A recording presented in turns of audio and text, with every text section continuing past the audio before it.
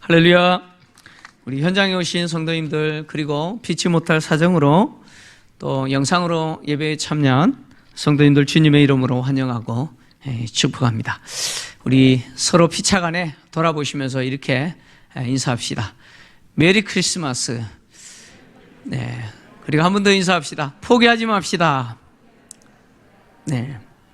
좀 이른 감은 있지만 메리 크리스마스. 주님 오신 성탄절을 기념하는, 오신 날을 기념하는 성탄절을 앞두고, 또 성탄절이 정말 감격적인 그런 또 주님 오신 그런 날이 또 되기를 간절히 원하고, 또 올 한 해도 이제 얼마 남지 않았지만 포기하지 마시기 바랍니다. 연초에 또 하나님께 결단했던 것들 포기하지 마시고 마지막까지 또 우리 성도님들 유정의 미를 거두어 주시기를 부탁드리겠습니다.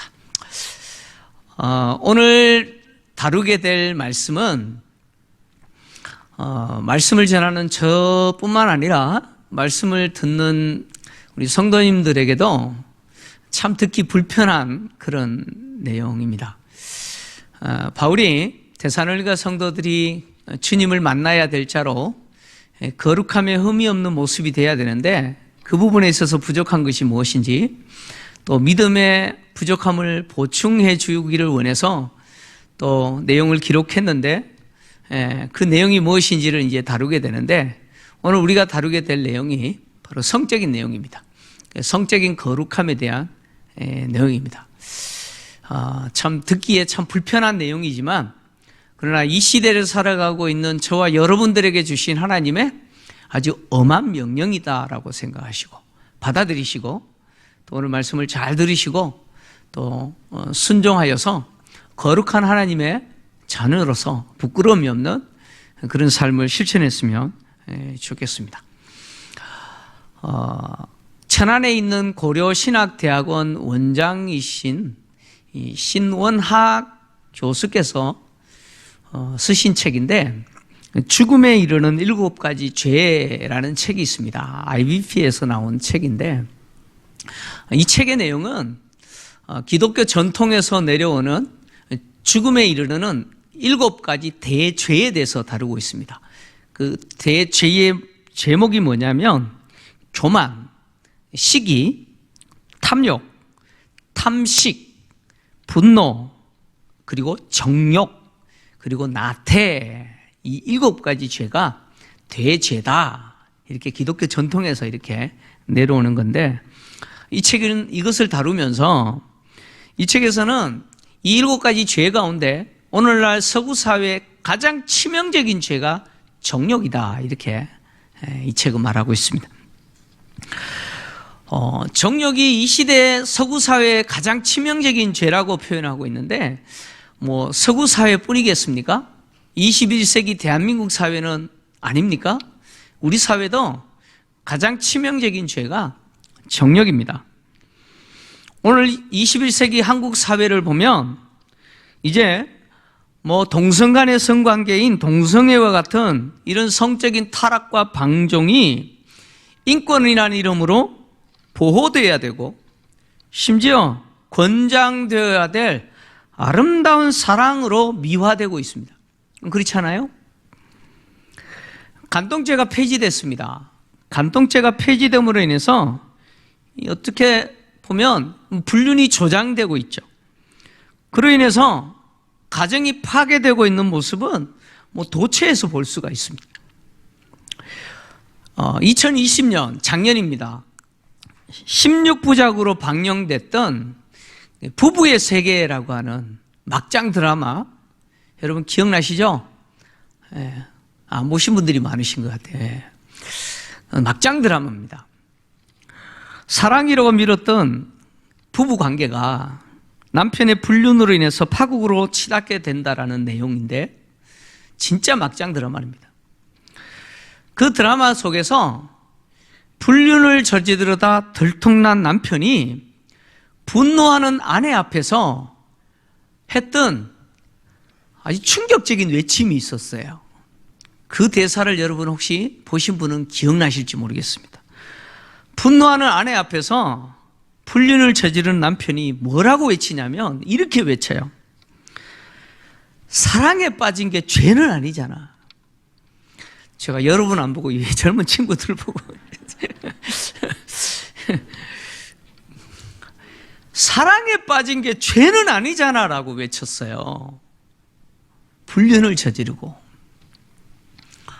이 남자에게 있어서 주인공이 이태원인데요. 예. 이 남자에게 있어서 불륜은 뭡니까? 사랑이죠. 사랑에 빠진 거예요. 그리고 죄가 아니래요. 불륜을 저지르고 사랑에 빠진 거다, 죄가 아니다라고 외치는 이 주인공 남성의 모습은 이 시대를 그대로 보여주고 있는 모습이에요. 이 시대의 모습이죠. 하나님의 은혜는 성적인 성적인 타락과 방종과 부도덕으로 얼룩진 세상에서 우리를 구원하시고 거룩하신 하나님의 자녀로 살도록 하신 것이죠. 그것이 하나님의 은혜입니다. 그래서 오늘 바울은 하나님의 뜻은 뭐냐? 데살로니가 성도들의 거룩함이다, 이렇게 이야기합니다. 이 시대를 살아가고 있는 저와 여러분을 향하신 하나님의 뜻은 뭐냐? 거룩함이에요.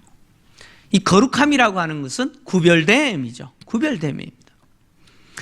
원래 거룩함이라고 하는 이 주제는 하나님이 세상의 모든 민족 중에서 이스라엘 백성들을 구별하여 부르시고 당신의 소유로 삼고 거룩하라 라고 요구하신 주제죠. 레위기 20장 26절을 보면 하나님이 모세를 통해서 이스라엘 백성들에게 이렇게 말씀하셨어요. 같이 읽겠습니다. 시작. 너희는 나에게 거룩할지어다. 이는 나 여호와가 거룩하고 내가 또 너희를 나의 소유로 삼으려고 너희를 만민 중에서 구별하였음이로라. 내가 너희를 만민 중에서 내 소유로 삼기 위해서 구별하였다. 그래서 너희는 나에 대해서 거룩해라. 이스라엘 백성들은 하나님이 거룩한 하나님의 백성으로 세상의 만민 중에서 구별하여 불렀었기 때문에 거룩한 자들이 돼야 되죠. 그 거룩함이라고 하는 것은 구별된 삶을 사는 거예요. 먹는 것부터 모든 행위가 세상의 이방 민족들과 다르게 살아야 된다는 거예요. 구별되게 살아야 된다는 거예요. 마찬가지로 신약의 성도들 역시 하나님은 거룩한 하나님의 자녀로 부르시고 거룩하게 살라고 요구하시죠. 왜요? 우리는 회복된 이스라엘이기 때문에 그렇습니다. 신약의 교회는 회복시키신 새 이스라엘이죠. 그래서 우리를 거룩한 하나님의 자녀로 부르시고 세상에 하나님을 모르는 불신자들과 구별된 삶을 살도록 우리를 부르셨죠. 그래서 하나님은 성도들에게 거룩함을 요구하시죠. 데살로니가 성도들을 향하신 하나님의 뜻은 뭐냐? 거룩함이에요. 베드로 역시 바울과 같이 성도들에게 하나님은 거룩하신 하나님을 닮은 자로서 거룩해야 된다. 그것이 하나님이 원하시는 거라고 이야기하죠. 베드로전서 1장 15절에서 16절입니다. 같이 읽겠습니다. 시작.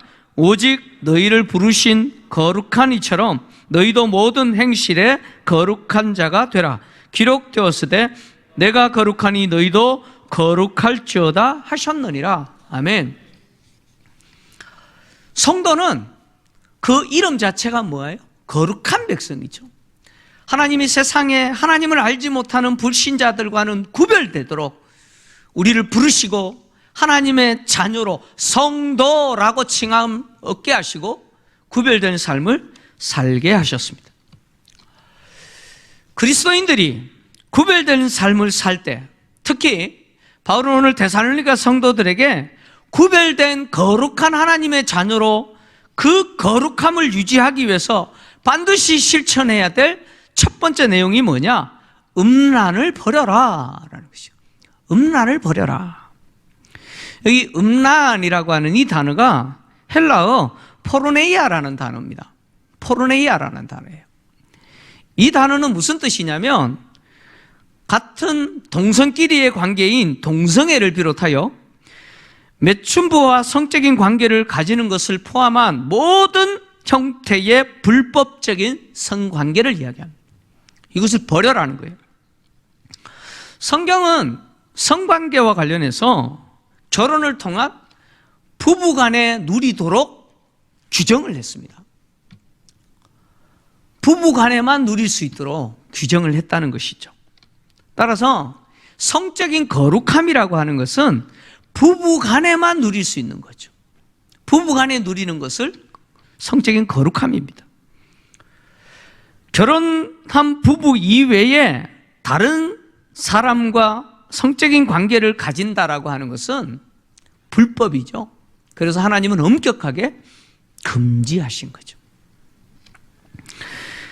바울이 데살로니가 성도들에게 음란을 버려라, 하나님의 뜻은 너희의 거룩함이다라고 말하면서 곧 음란을 버려라 라고 말하고 있는 것은 데살로니가 성도들 중에 음란을 행하는 자들이 있다, 그런 이야기죠.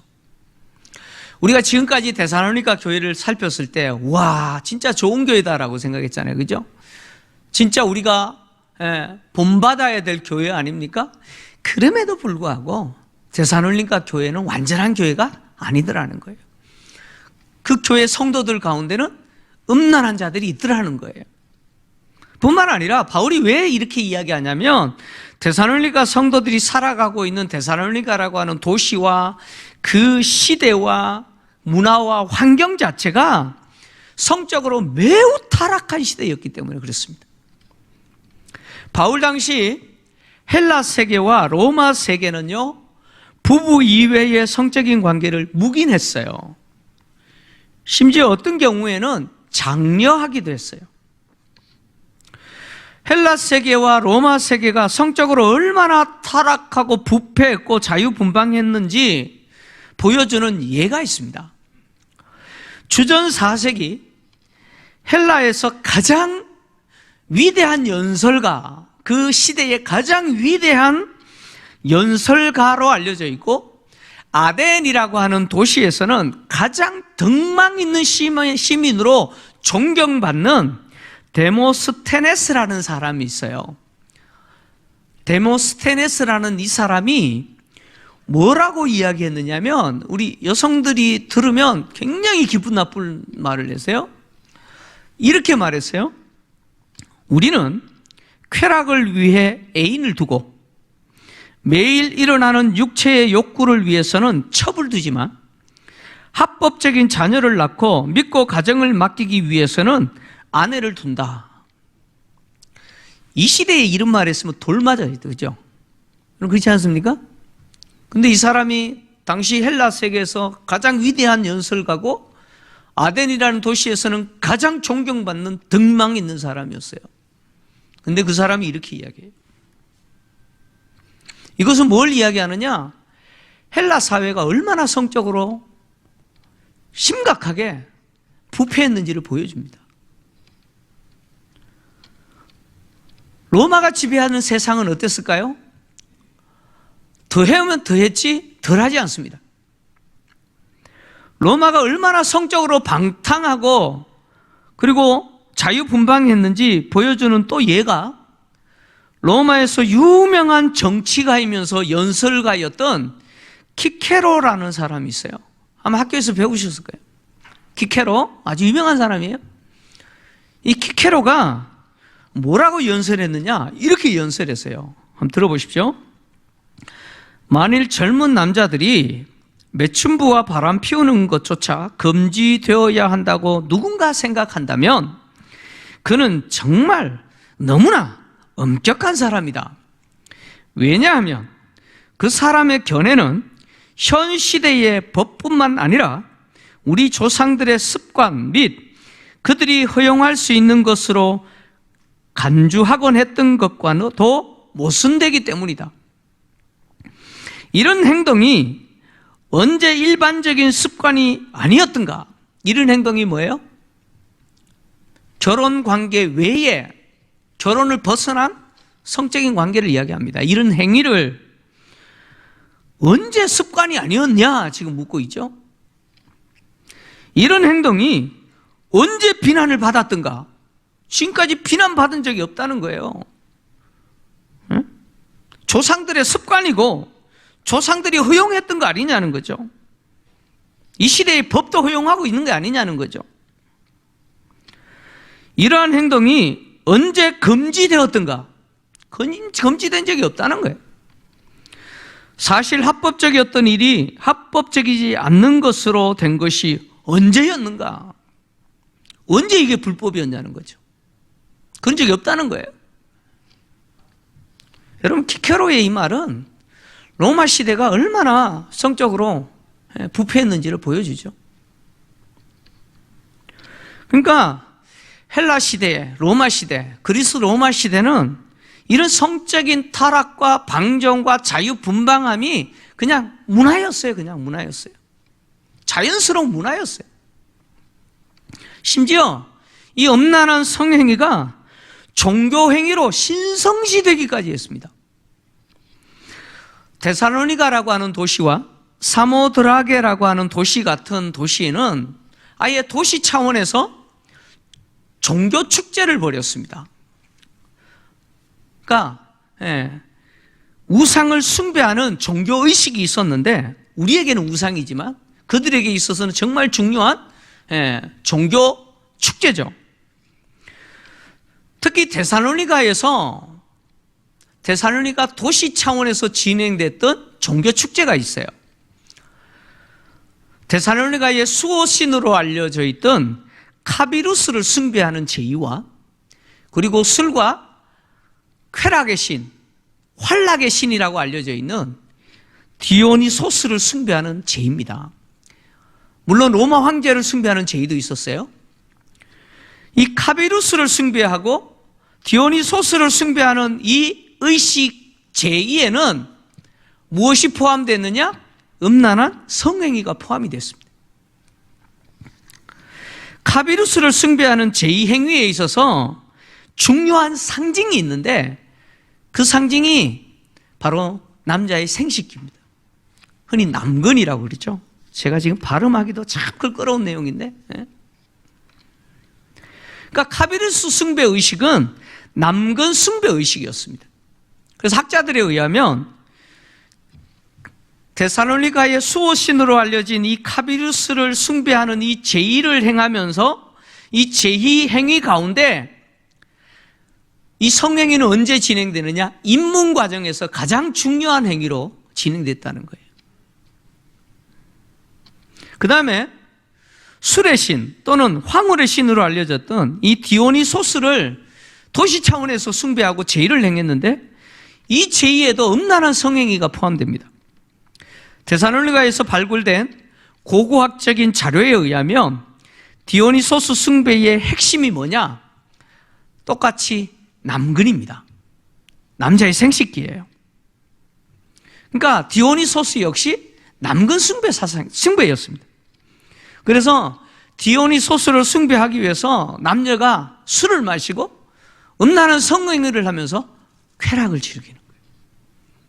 그게 바로 디오니소스 숭배 의식이었어요. 이런 음란한 성행위를 하면서 이것을 신성시 여기는, 그것이 데살로니가의 문화였어요. 헬라와 로마 세계 사람들이 가지고 있는 이 성에 대한 그 타락한 부패한 이 모습들, 그리고 심지어 종교 행위로 신성시하고 있는 이런 모습들은 데살로니가 성도들이 하나님의 거룩한 자녀로 부름받았지만 구별된 삶을 살기 위해서 그들이 거룩함을 유지해야 되는데, 이 거룩함을 유지하는 것이 얼마나 힘든지를 보여주는 거죠. 모든 사람이 당연한 거라고 여기고 심지어 신성한 거라고 여기는 그것을 죄라고 이야기하고 타락이라고 이야기하고 부패한 것이라고 이야기하면서 그것을 거부한다라고 하는 것은 여러분 쉬운 일이 아니죠. 여러분 그렇지 않습니까? 쉬운 일이 아니에요. 여러분 우리 시대에 그렇잖아요. 여러분 동성애 축제, 퀴어 축제를 비난하면 돌맞잖아요. 그렇잖아요. 우리나라도 그런데 서구는 더하죠.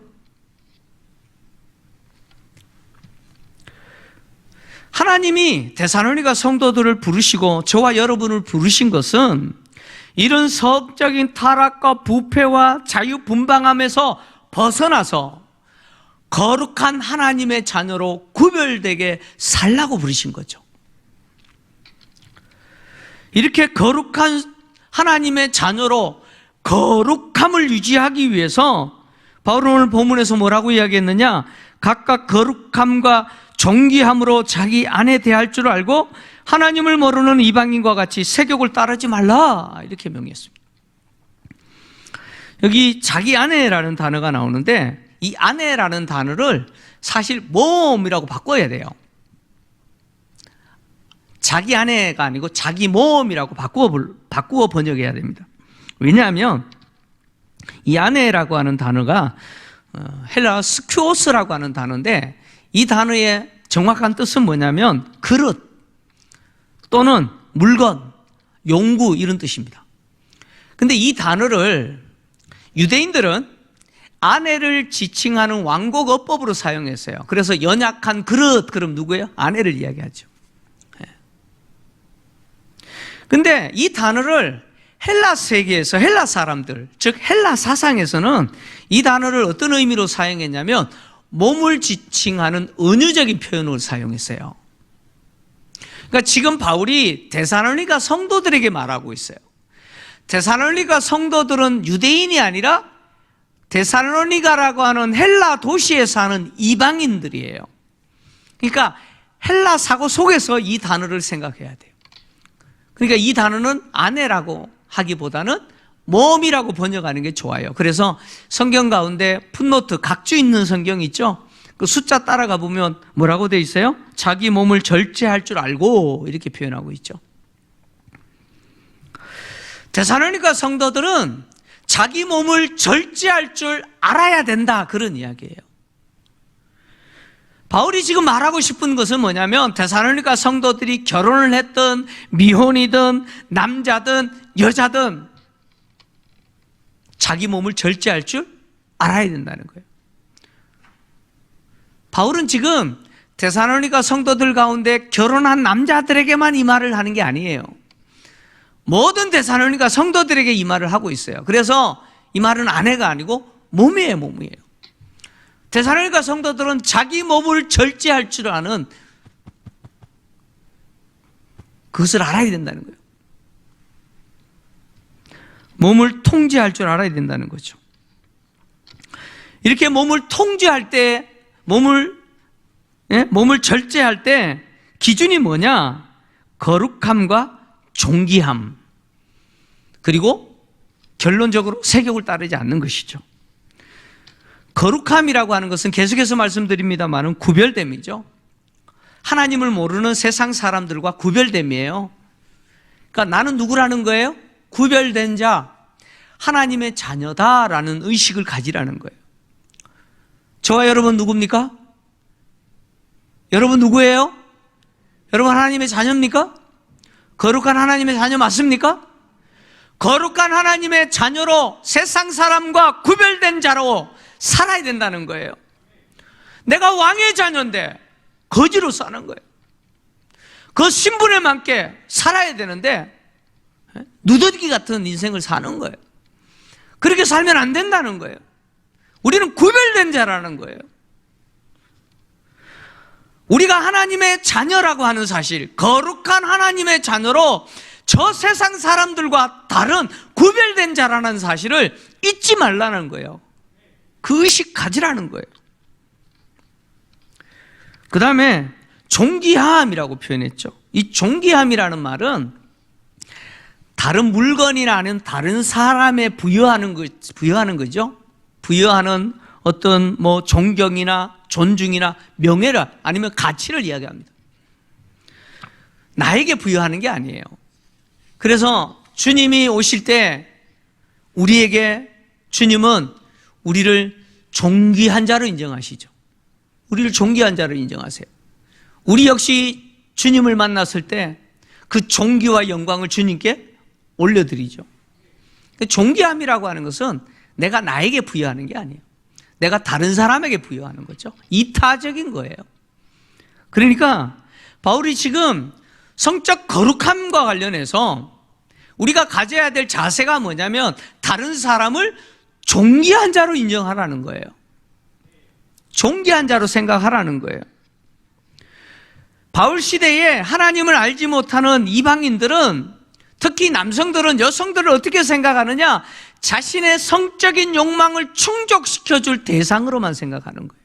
그래서 색욕을 쫓은 거죠. 여인들을, 남자를 자신의 성적인 욕망을 충족시킬 대상으로만 생각하니까 문제가 생기는 거죠. 성경에도 그런 예들이 있잖아요. 창세기에 보면 보디발의 아내가 요셉을 유혹하죠. 요셉 그러면서, 그죠? 저는 유혹을 못 하나 봐요. 요셉을 유혹하잖아요. 보디발의 아내가 왜 요셉을 유혹할까요? 1번, 사랑하기 때문에. 2번, 자신의 끌어오르는 성적인 욕망을 충족시킬 남자로 생각하기 때문에. 몇 번입니까? 2번이죠? 사랑하기 때문이 아니에요. 성경을 보면 요셉이 심히 아름다웠다 그러죠. 아마 가장 아름다운 여인보다 더 아름다웠던 것 같아요. 이 시대로 태어나면 그게 아이돌 수준 아니었을까요? 그러니까 자신의 성적인 욕망을 충족시킬 남자로 생각하는 거예요. 그러니까 끊임없이 유혹하는 거예요. 믿음의 사람도 마찬가지, 예외는 아니죠. 다윗이 바세바와 불륜을 저질렀잖아요. 자신의 부하들을 암몬과의 전쟁터에 다 보내놓고 자기는 자기 궁궐에 남아서 할 일 없으니까 그 밤에 해가 뉘어질 쯤에 옥상에서 왔다 갔다 하는데 뭐가 보여요? 한 여인이 목욕하는 게 보이잖아요. 그 순간 뭐가 일어나요? 끌어오르는 욕정이 일어나는 거죠. 그래서 불륜 저지른 거잖아요. 사랑이 있기 때문입니까? 아닙니다. 여인을 성적인 충동을 해결해 줄 대상으로 삼았기 때문에 그런 거죠. 다윗의 큰아들 암논도 마찬가지죠. 암논이 베다른 여동생이죠. 압살롬의 여동생 다말, 진짜 이뻤던 것 같아요. 다말을 성폭행해버리잖아요. 그것도 아버지 다윗을 이용해가지고. 근데 암논이 다말을 사랑했기 때문이에요? 아니죠. 자신의 그 성적인 욕망을 충족시킬 대상으로 생각했기 때문이에요. 그러니까 상대를 내 성적인 욕망을 충족시킬 대상으로 생각하니까 유혹도 하고 불륜도 저지르고 성폭행도 해버리는 거죠. 여러분, 데이트 폭력도 마찬가지죠. 상대를 존중하면 이런 일은 없을 거예요. 여러분, 부부관계도 마찬가지입니다. 부부간에도 상대를 나의 성적인 욕구를 충족시킬 대상으로만 생각하면 비극이죠. 존중이 근거가 돼야 돼요. 존중해야 돼요. 존중해야 돼요. 바울은 데살로니가 성도들로 하여금 너희들이 거룩해야 되는데 음란을 버려야 된다. 그리고 다른 사람을 볼 때 항상 너희들이 구별된 하나님의 백성이라는 사실, 하나님의 자녀라는 이 인식 갖고, 그리고 다른 사람을 대할 때 존중해라. 그 사람을 존중해라. 그러면 어떻게 돼요? 내 몸을 절제할 수 있는 것이죠. 그리고 하나님을 알지 못하는 이방인들과 같이 색욕을 쫓지 마라. 색욕을 쫓지 마라. 여기 색욕이라는 단어는요, 파도스라는 헬라어인데 욕정을 이야기합니다. 욕정. 이 단어는 바울이 3번 사용했습니다. 신약에 바울만 사용했어요. 바울이 3번 사용했는데 어떤 의미로 사용했느냐? 로마서에서는 동성 간의 성행위, 동성애를 이야기합니다. 그리고 오늘 본문에서는 성적인 욕정을 이야기합니다. 이런 것들을 따르지 말라는 거죠. 세상 사람들은 이런 것들을 그냥 부패한 육체의 본성이 행하는 대로 그냥 따라가는 거예요. 근데 그리스도인들은 그러면 안 된다는 거예요. 바울은 계속해서 뭐라고 이야기하느냐? 이런 성적인 욕정을 제어하지 못해서 이방인과 같이 세욕을 쫓아가지고 이 일에 분수를 넘어서 형제를 해하지 말라라고 이야기합니다. 이 일이 무슨 일입니까? 바로 성적인 욕구와 행동을 이야기합니다. 색욕을 따르는 것을요. 분수를 넘어라는 말은 최고점을 넘어서다 그런 뜻입니다. 문자적으로 번역하면 최고점을 넘어서다. 다시 말하면 사람으로서는 해서는 안 될 행동을 해서 넘어버리는 걸 이야기합니다. 형제를 해하지 말라라고 했는데 이 형제는 뭡니까?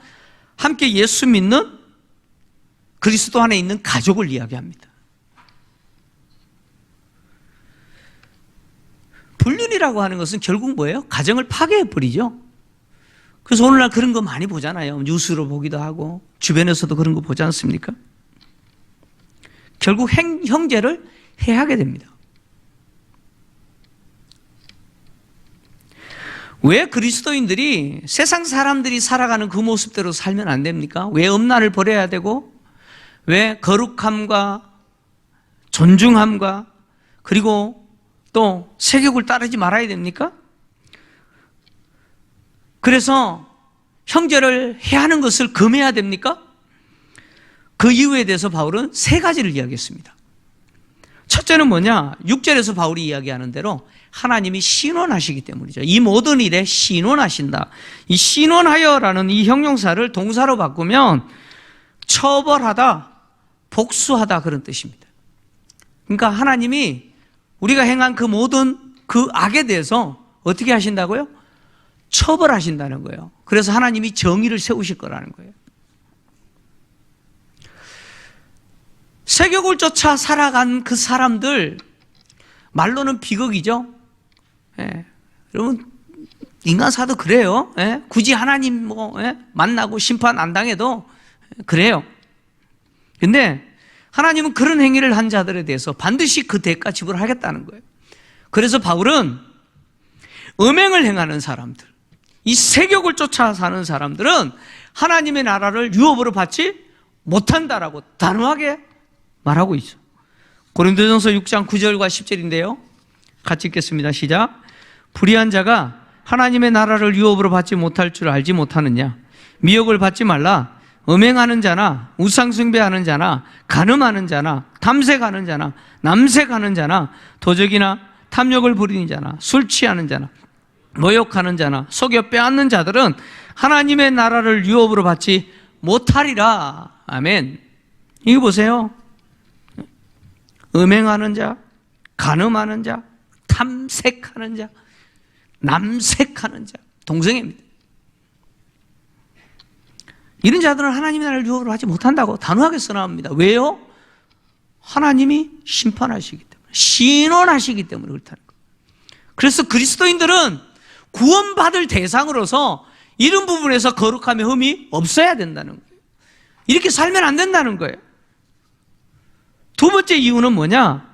하나님이 우리를 부르실 때 거룩함이 목적이라는 거죠. 하나님이 과거에 데살로니가 성도들을 부르실 때 그들에게 복음을 듣게 하시고 예수를 믿게 하여 하나님의 거룩한 자녀 되도록 부르셨을 때 그 부름의 목적은 거룩함이죠. 우상숭배하고 음란하여 세격을 따르는 이방인과 다르게 살라라고 부르신 거예요. 그러면 다르게 살아야죠.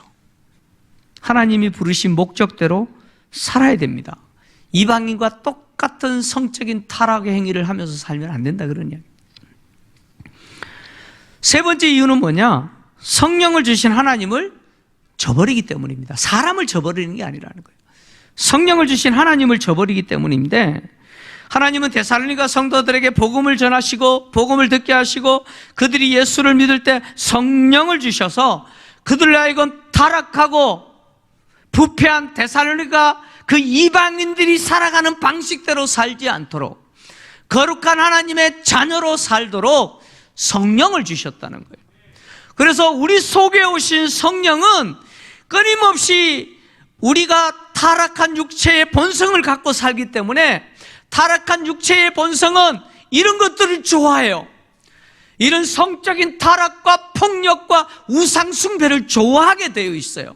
근데 그런 타락한 본성을 제어시키고 우리로 하여금 하나님의 거룩한 자녀로 살도록 어떻게 해요? 자꾸 억제하시죠. 절제하게 만드시죠. 그래서 성령의 열매는 뭡니까? 절제지 않습니까? 바울은 갈라디아서 5장 16절, 17절 그리고 19절을 통해서 이 사실을 잘 이야기했는데 함께 같이 읽겠습니다. 시작. 내가 이르노니 너희는 성령을 따라 행하라. 그리하면 육체의 욕심을 이루지 아니하리라. 육체의 소욕은 성령을 거스르고 성령은 육체를 거스르나니 이 둘이 서로 대적하므로 너희가 원하는 것을 하지 못하게 하려 함이니라.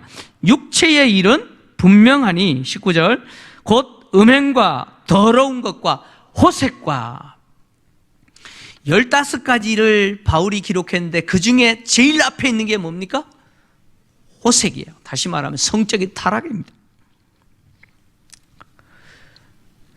우리가 부패한 본성을 갖고 살기 때문에 우리 속에는 끊임없이 이런 것들을 원합니다. 그러나 성령은 우리 속에서 우리의 육체의 부패한 본성을 누르시고 우리로 하여금 거룩한 하나님의 자녀답게 살도록 도우시죠. 도우세요. 그래서 성령이 내주하시는 사람들은 누구를 따라 살아야 돼요? 성령을 따라 살아야 돼요. 우리가 성령을 따라 살면 이 육체의 부패한 본성, 이 성적인 방종과 타락의 삶을 살지 않는다는 것이죠. 그럼에도 불구하고 우리가 그것을 거부해버리고 우리 부패한 육체의 본성대로 그냥 원하는 대로 살아버리면 누구를 저버려요? 하나님을 저버리는 거예요.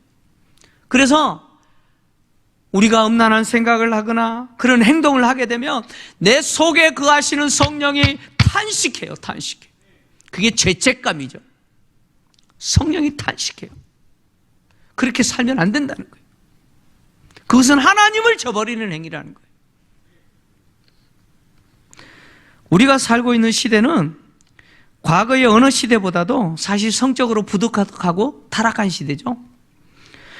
여러분 한번 생각해 보세요. 아침에 눈을 떠서 저녁에 눈을 감고 잠자리에 들 때까지 성에 관한 뉴스와 온갖 영상과 정보들이 끊임없이 우리를 유혹하죠. 심지어 우리가 살고 있는 이 시대는요, 개인적인 성적인 욕구와 권리와 취향, 좋은 말로 성적 지향이라고 표현하죠. 이런 것을 타인이 관여하거나 국가가 통제하면 안 된다라고 이야기합니다. 그런 시대를 우리는 살아가고 있어요. 내가 성적인 것 내 마음대로 하는데 왜 간섭하냐는 거예요. 왜 국가가 통제하냐는 거예요. 여러분, 우리가 살고 있는 시대가 이런 시대입니다. 이런 시대를 살아가는 저와 여러분이 거룩한 하나님의 구별된 자녀로 살아간다는 것이 얼마나 어려운지 모릅니다. 그러나 하나님이 우리에게 원하시는 것은 거룩함이에요. 구별됨이에요. 그것이 하나님의 자녀된 삶의 모습이기 때문에 하나님이 없다고 하는 세상 속에서 하나님은 계십니다. 누구를 통해서요? 그 하나님을 닮은 거룩한 구별된 삶을 살아가는 성도, 그들을 통해서 하나님은 계십니다라는 것을 보여줘야 돼요. 그것이 우리의 책임이고 우리가 거룩한 하나님의 자녀로 살아야 될 이유죠. 그것이 하나님의 뜻입니다. 사랑하는 성도 여러분, 우리는 거룩한 하나님의 자녀입니다. 세상 사람들과 구별되게 살아야 될 하나님의 자녀들입니다. 특별히 가장 치명적인 죄악인 이 성적인 타락과 방종이 만연한 시대 속에서 우리는 거룩한 구별된 삶을 통해서 하나님 앞에 구별된 거룩한 자로 영광을 돌려드리고 세상 속에서는 하나님이 살아계심을 드러내는 그런 성적인 거룩한 하나님의 사람 되시기를 주의 이름으로 축원합니다.